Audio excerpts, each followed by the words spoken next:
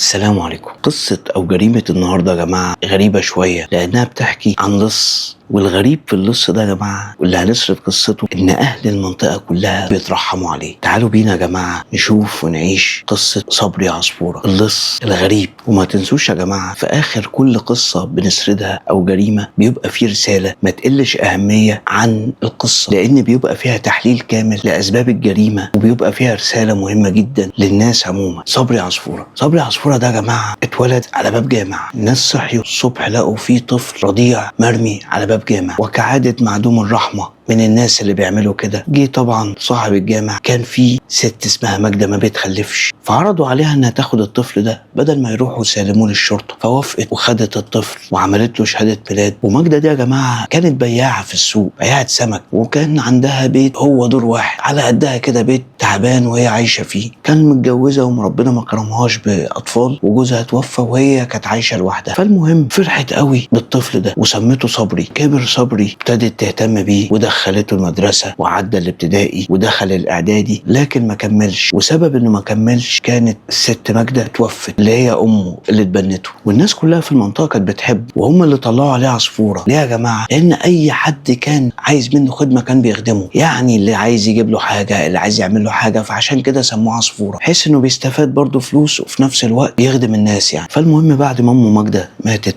قال لك اروح اشوف المحل واديره انا بقى واشوف نفسي وحالي. فلما جه عشان ياخد المحل جه اصحابه طبعا كانوا ناس شر، فحصل بينهم وبينهم مشكله، فقاموا جايين مدبسينه في قضيه سرقه، واتحبس صبري عصفوره 3 سنين في السجن ظلم. وفي الوقت ده يا جماعه وضعيه السجن طبعا عارفين ان هو ملوش حد ومحتاج فلوس، فكانت امه ماجدة بايعاله كل حاجه، يعني بايعاله البيت بالفرشه اللي كانت فيها كل حاجه. فقام جاي هو في السجن باع البيت لناس وخد فلوسه بحيث ان هو في السجن يصرف منها. ومع الوقت وبعد أول سنة قضاها في السجن اتعرف على واحد اسمه مسعد الشيال. ومسعد الشيال ده يا جماعة كان حرامي هجام بمعنى أصح كده. فمع الوقت مسعد ده عجبه اللي اسمه صبري، لقاه إنسان طيب ولقاه ملوش حد. وقبل ما يخرج مسعد الشيال من السجن قال لصبري لما تخرج أنا عايزك تجيلي ومالكش دعوة بأي حاجة. فالمهم قضى صبري سنة كمان وخرج حسن سير أسلوب. وأول ما خرج يا جماعة راح لمسعد ده. طبعا هو صبري عارف إن مسعد شمال وعارف إن هو هجام، فراح صبري لمسعد. فمسعد اول ما شافه فرح بيه واداله شقه في البيت عنده. وبالمناسبه يا جماعه مسعد ده ما كانش عنده عيال، يعني كان كل خلفته بنات، ابتدى يشغله معاه. ومسعد ده سموه الشيال يا جماعه لانه بيشيل اي سرقه، يعني اي حد سرق حاجه هو بيشتريها منه بيعرف يصرفها يعني. فجي ابتدى يشتغل معاه، كان فاتح محل كده وقفوا فيه بينقض الحاجات اللي بتيجي من السرقه والحاجات اللي زي دي. وابتدى صبري يخش في عالم جديد ويفهم ويتعلم المواضيع دي، وابتدى يكسب ويعمل فلوس. وكل ما كان يكسب ويعمل فلوس كان مسعد فرحان بيه. ليه يا جماعه؟ ده اللي هنعرفه بعد كده. المهم بعد فتره جه مسعد وابتدى يعلم صبري ازاي لو راحوا الشقه يفتحها ويسرقها. في الاول صبري كان رافض، او بمعنى اصح ما كانش عايز يعمل اي حاجه غلط، وكان مكتفي بان هو بينقض البضاعه المسروقه اللي بتيجي لمسعد. لكن مسعد ابتدى يملى دماغ صبري ويقول له يا ابني الدنيا دي فلوس، رحت جيت هي فلوس، لو ما معكش فلوس مهما كنت كويس الناس هتدوس عليك، فلازم تعمل فلوس عشان تعرف تعيش. ويا جماعه لو جينا بصينا كواقع حياه وكلام مقنع جدا لاي حد، حتى من الناس اللي ماشيه صح، هو كلام مقنع. ده اللي بنشوفه فعلا دلوقتي، وده اللي بنشوفه بكل شيء، في شغل، في حياه، في ورث، في كل حاجه. الطمع بقى سايد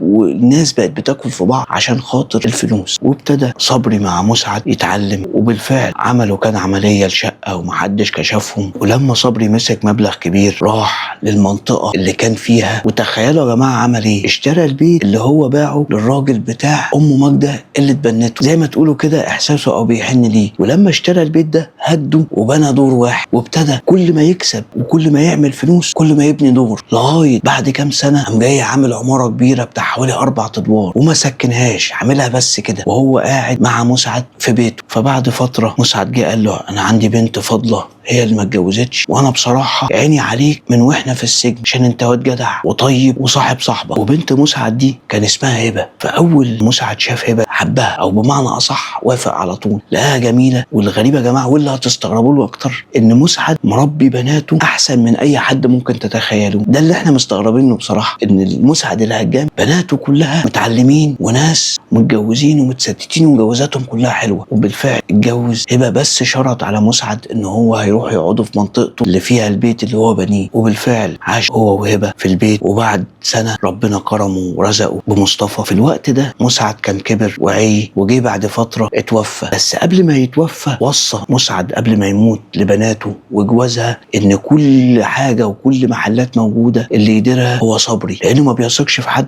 الا صبري ده. وبالفعل بعد ما مسعد مات جه صبري وادى اخوات هبة مراته حقهم، وطلع من نصيب المحل اللي هو كان شغال فيه اول ما اتعرف على مسعد. فصفى صبري كل حاجة من المنطقة، وباعوا حتى البيت اللي هو بتاع مسعد، وجاب نقل كل شغله في المنطقة ناحية بيته. في الوقت ده يا جماعة صبري كان يعرف ناس بصفة ان هو كان شغال معاه هجام، وابتدوا بعد ما مسعد مات يغووه عشان ييجوا يشتغلوا معاه. ليه يا جماعة؟ لأن زي ما قلنا مسعد كان ذكي جدا، وفي نفس الوقت اسم على مسمى، عصفورة فعلا. فرفض مسعد وقال أنا خلاص مش هشتغل هجام تاني، واكتفى مسعد بشغله اللي فهمه من نقد البضاعة اللي بتجيلهم. يعني هو ما اشتغلش هجام صحيح، لكن اتفق معاهم لأي بضاعة بتتسرق هيجيبها لهم وهو هيصرفها زي ما علمه مسعد بالظبط. فجه صبري ربنا فتح عليه، والبيت الأربع أدوار اللي بناه عمل بيت تاني وعمل محلات تانية، وربنا كرمه وخلف ولد تاني سماه احمد. والغريب يا جماعه، والناس هي اللي بتحكي اللي احنا بنسرده ده، ان كان صبري بيذبح على طول. يعني كل ما يبقى معاه فلوس تلاقيه بيذبح، ويذبح ايه ويدي لله كتير، ومفيش حد جاله وقصده ومشاه زعلان ابدا ايا كان. وبعد فتره جه ابن مصطفى الكبير تعب، فلما وداه للدكتور قال له ان هو عنده مشكله ومحتاج عمليه كبيره جدا بفلوس كتير جدا. فجه باع البيوت وباع حاله وباع ماله وباع كل شيء عشان خاطر ابنه ده. وبالفعل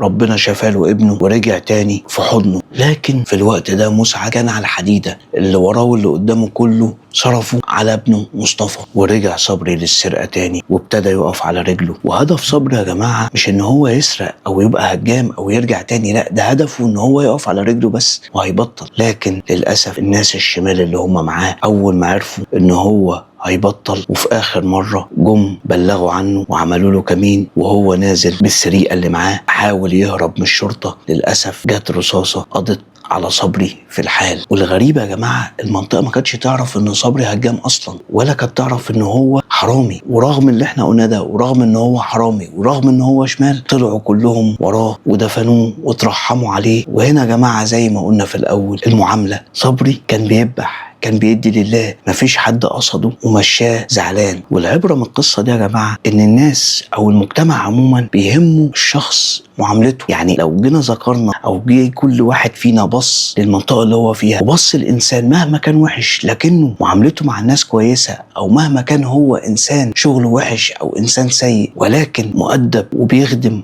الناس لها المعاملة. عشان كده دايما يا جماعة المعاملة هي اساس اي شيء في حياتنا. واللي وصل معانا لغاية هنا ما ينساش اللايك والاشتراك في القناة، واشوفكم القضية الجاية او القصة الجاية، والسلام عليكم.